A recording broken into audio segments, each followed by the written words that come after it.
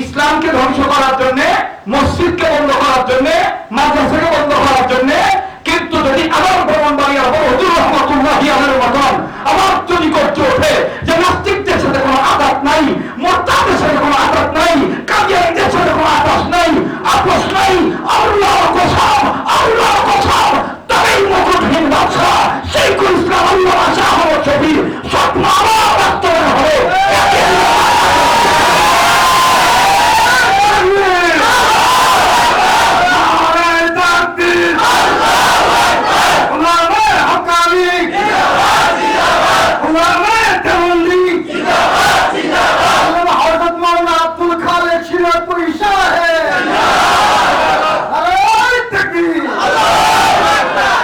সুলতানুল আউলিয়া হযরত বাইজিদ বুস্তামি রাহমাতুল্লাহ আলাইহি ওনার উস্তাদের সহবতে তিনি সুলতানুল আউলিয়া হয়েছে। আলহামদুলিল্লাহ। আজকে আমাদের প্রধান মেহমান, যার জন্য আমরা কষ্ট করে আসছি, শরীয়ত পড়ি হুজুর আমাদের মাঝে উপস্থিত হয়ে গেছেন। আলহামদুলিল্লাহ বলবেন না? করছে হাজী সাহেবকে গ্রেফতার করবে। হাজী সাহেব রহমতুল্লাহ আলাইহি এক ভক্তের বাড়িতে গেছেন। ভক্ত ডাক দিয়ে কয়, হযরত পুলিশ আপনাকে খুঁজতেছে। হযরত বলতেছেন যে পুলিশ যখন আসবে তখন আমাকে একটু আগে জানাইও। তো বাড়িওয়ালা টের পাইছে যে এলাকার মধ্যে পুলিশ ঢুকছে। বাড়িওয়ালা এসে বলতেছে, হযরত অমুক বাড়িতে আসছে, আমাদের বাড়িতেও আসবে সিরিয়ালে আপনাকে খোঁজার জন্য, তারা ধরবে। হাজী সাহেব রহমতুল্লাহ বলতেছেন, ঠিক আছে তুমি আমাকে এক লোটা পানি দাও, আমি ওযু করি। সুন্দর করে ওযু করছে। ওযু করার পরে জায়নামাজ বিছায়া নামাজ পড়তেছেন। বলতেছেন, ঠিক আছে তুমি আমাকে ভিতরে ঢুকাইয়া বাইরে দিয়ে তালা লাগাই দাও, পুলিশ আসলে দরজা খুলে দিও। বলে, হুজুর এটা বলেন কি? বলে, হ্যাঁ পুলিশ আসলে দরজা খুলে দিও। পুলিশ আসছে। এই বাড়িওয়ালা তো জানে যে ঘরের ভিতরে হাজী সাহেব রহমতুল্লাহ আলাইহি। আমার বাড়ির থেকেই হাজী সাহেব ধরা খাবে, এটা আমি মেনে নিতে পারতেছি না। পুলিশ দরজা খুলতে বলছে, তালা খুলতে বলছে, তালা খুলছে। তালা খুলে বাড়িওয়ালার পুলিশ নজর করে দেখে জায়নামাজ আছে হাজী সাহেব রহমতুল্লাহ আলাইহি। আসতে বলেন আল্লাহু আকবার, জোরে বলেন। আরে এইটা কি, এই মাত্র দেখে গেলাম, এখন হাজী সাহেব গেল কই? পুলিশ ডাক দিয়ে বলতেছে, ভাই আমি মনে হয় ভুল ইনফরমেশন জানছি যে তোমার বাড়িতে আছে, দরজা লাগাই দাও। দরজা লাগাই দিয়েছে, পুলিশ চলে গেছে। কিছুক্ষণ পর আবার দরজা খুলে বাড়িওয়ালা নজর করে দেখে যে জায়নামাজে হাজী সাহেব নামাজ আদায় করতেছে। বলেন হেফাজতের মালিক কে? যারা বলেন কে? সাইয়্যিদুত তাকিফা হাজী আমদাদুল্লাহ মুহাদ্দারে মক্কি রহমাতুল্লাহ আলাইহি এমন আল্লাহওয়ালা ছিলেন। আর উনি ওনার শাগরেদদেরকে এমন সবক দিয়েছেন, রশিদ আহমদ গঙ্গী রহমাতুল্লাহ আলাইহি নেক নজরের সন্তান, রুহানি সন্তান হুসেন আহমদ মাদানী রহমাতুল্লাহ আলাইহি এমন আল্লাহওয়ালা ছিলেন যেই হুসেন আহমদ মাদানী রহমাতুল্লাহি আলাইহির রুহানি সন্তান শেখুল ইসলাম আল্লামা শাহ আহমদ শফী রহমাতুল্লাহ আলাইহি ওনার তাজকিরা করার জন্য এখানে বসছি, ওনার জীবনী বলার জন্য বসছি, ওনার জন্য দোয়া করার জন্য বসছি। হোসেন আহমদ মাদানী রহমাতুল্লাহ আলাইহি কেমন বুজুর্গ ছিলেন, কষ্ট হচ্ছে আপনাদের? বেজার হচ্ছেন আপনারা? হোসেন আহমদ মাদানী রহমাতুল্লাহি আলাইহির শেষ সময় যখন হযরত অসুস্থ, লোকেরা হযরতের সাথে মুসাফা করার জন্য ভিড় জমাইতেছেন। মাদ্রাসার সকল আসাতিজে কেরাম, খাদেম সবাই আগ থেকে লোকদেরকে বলতেন আপনারা একটু দূরে সরে যান, হযরত অসুস্থ ব্যক্তিকে এইভাবে মুসাফা করার জন্য কষ্ট দিবেন না। দূর থেকে এক বুড়ো লোক, বৃদ্ধ লোক আওয়াজ করে ডাক দিয়ে বলতো, হোসেন আহমদ মাদানী আমার সাথে মুসাফা না করলে আমি কিন্তু বইলা দিব। দূর থেকে বলতো যে আমার সাথে মুসাফা না করলে আমি কিন্তু বলে দেব, কইয়া দিব। আমার ভাইরা যখন এই কথাটা বলতো তখন হোসেন আহমদ মাদানী রহমাতুল্লাহি আলাইহি এত অসুস্থ থাকার পরও মাথাটা উঁচু করে বলতেন, আও মেরা ভাই, আমার কাছে আসো, আমি তোমার সাথে মুসাফা করব। উপস্থিত আজিজ তলাবা, ছাত্র, ওলামায়ে কেরাম, আসাতিজে কেরাম বলতেন, আয় আল্লাহ, এই বুড়ো লোকটার কাছে কি এমন গোপন সংবাদ আছে আমাদের হযরতের যে খালি বলতো যে কইয়া দিমু, এটা বলা মাত্রই হযরত নিজেই হাত বাড়ায় বলতো আমি তোমার সাথে মুসাফা করব। হযরতের জীবদ্দশায় তো আর এই বুড়ারে ধরতে পারবো না। হযরতের ইন্তেকালের পরে কিছুদিন যাওয়ার পরে এই বৃদ্ধ লোকটার সমস্ত বাড়ির চতুর্দিক দিয়ে সমস্ত ওলামায়ে কেরাম, তলাবে আজিজ বৃদ্ধ লোকটার বাড়ি ঘেরাও করছে। ডাক দিয়ে বলতেছেন, ও চাচা, আপনি কি এমন গোপন কথা জানেন আমাদের হযরতের ব্যাপারে, হোসেন আহমদ মাদানী সম্পর্কে? এটা নেগেটিভ না পজিটিভ আপনি যদি একটু বলতেন, ভালাই না খারাপ, আমরা আপনাকে জানতে আসছি। আর এই কথাটা বলা মাত্রই আপনার সাথে মুসাফা করার জন্য ব্যস্ত হয়ে যেত। আপনি কি এমন আপনি জানেন বলেন। মুরব্বী ডাক দিয়ে বলেন, শোনো, একদিনের ঘটনা।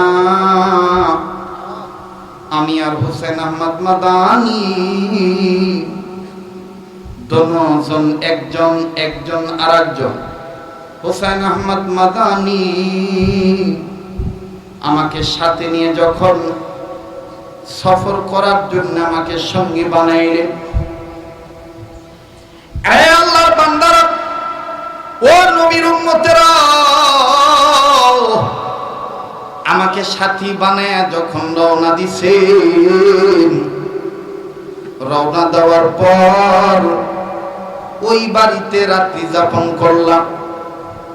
যেই বাড়িতে রাত্রি যাপন করলাম ওই বাড়িতে বাড়িওয়ালা আমি আর হোসেন আহমদ মাদানী তিনজন, আমরা জামাতে নামাজ আদায় করলাম, ঈশার নামাজ, সালাতুল ঈশার নামাজ আদায় করার পর আমরা এক একজন এক এক রুমে, মেহমান বাড়িওয়ালা আমাদেরকে শয়ন কক্ষে শোয়ায় দিলেন। হোসেন আহমদ মাদানী হযরত তার ঘরে ঘুমাইলেন, আমি আমার রুমে ঘুমাইলাম, বাড়িওয়ালা রুমে ঘুমাইলেন। রাত্র 3:30 যখন বেজে গেল, ঠিক ওই সময় আমার এখানে আওয়াজ পাইলাম, কোন জায়গা থেকে যেন আওয়াজ আসতেছে, আল্লাহু আল্লাহু আল্লাহু আল্লাহু। কে রে কে এত সুন্দর আওয়াজ করে, আমার দেখা লাগবে, এত মায়া করে ডাক দেয়। এরে ব্রাহ্মণবাড়িয়ার ভাইরা, ও সরাইল থানার ভাইরা, কার জন্য তুমি কান্দ? হাটাদারির হযরত কোন সময় কাঁদতে বললেন, কার জন্য কাঁদতে বললেন, আর তুমি কার জন্য কাঁদতেছ? কিসের জন্য এত মায়া করো? কার জন্য এত চোখের পানি বাইর করো? এই জন্যই তো আমাদের দেশের একজন কবি, একজন শিল্পী কত মায়া করে এই ভাষাগুলো বলে গেলেন, যেটা অনেকদিন আগে আইনুদ্দিন আল আজাদের কণ্ঠে আপনারা শুনেছিলেন, যেটা আমরা যৌথ কণ্ঠে এক সময় ময়দানে ময়দানে বলে বলে বেড়াইতাম। কার লাগিয়া এত মায়া, এত চোখের পানি রে মন, কার লাগিয়া এত মায়া, এত চোখের পানি রে মন। বলেন, কার লাগিয়া এত মায়া, এত চোখের পানি রে মন, কার লাগিয়া এত মায়া, এত চোখের পানি রে মন, কার লাগিয়া এত মায়া, এত চোখের পানি। সন্ধ্যা হলে ডুবিবি বেলা, সঙ্গ হবে ভবেরি মেলা। ঠিক কিনা বলেন?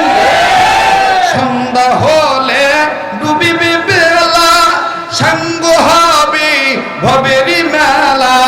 কেউ বা দেবে আখেরি গোসল, কেউ বা দেবে আখেরি গোসল, কেউ বা আনবে আতর দানি। কার লাগিয়া এত মায়া, এত চোখের পানি রে মন, কার লাগিয়া এত মায়া, এত চোখের পানি। বলেন না, কার লাগিয়া এত মায়া, এত চোখের পানি রে মন, কার লাগিয়া এত মায়া, এত চোখের পানি। রঙিন এই পৃথিবী সারিতে হইবে, সাদের দেহ মাটিতে খাইবে। রঙিন এই পৃথিবী সারিতে হইবে, সাদের দেহ মাটিতে খাইবে। ঘুরাইয়ে যাইবে আমার জিন্দেগানি, কার লাগিয়া এত মায়া, এত চোখের পানি রে মন, কার লাগিয়া এত মায়া, এত চোখের পানি। বলেন এই দুনিয়া ছাড়তে হবে না? তো মায়া লাগা একটু বলেন না, কথাটা সত্য কথাটা বলেন না। কার লাগিয়া এত মায়া, এত চোখের পানি রে মন, কার লাগিয়া এত মায়া, এত চোখের পানি। এত আশার বাড়ি তোমার, এক নিমেষেই হবে যে চুরমার, ঠিক কিনা বলে? এত আশার বাড়ি তোমার, এক নিমেষেই হবে যে চুরমার। কেউ ডাকিবে মামা বলে, কেউ ডাকিবে বাবা বলে, কেউ ডাকিবে মামা বলে, কেউ ডাকিবে বাবা বলে, কেউ ডাকিবে মামা বলে। সারা দিবে না জননী, কার লাগিয়া এত মায়া, এত চোখের পানি রে মন, কার লাগিয়া এত মায়া, এত চোখের পানি, ঠিক কিনা বলে? কার লাগিয়া এত মায়া, এত চোখের পানি রে মন, কার লাগিয়া এত মায়া, এত চোখের পানি। সন্ধ্যা হলে ডুবিবে বেলা, সাঙ্গ হবে ভবেরি মেলা। সন্ধ্যা হলে ডুবিবে বেলা, সাঙ্গ হবে ভবেরি মেলা। কেউ বা দেবে আখেরি গোসল, কেউ বা দেবে আখেরি গোসল, কেউ বা আনবে আতর দানি। কার লাগিয়া এত মায়া, এত চোখের পানি রে মন, কার লাগিয়া এত মায়া, এত চোখের পানি রে মন, কার লাগিয়া এত মায়া, এত চোখের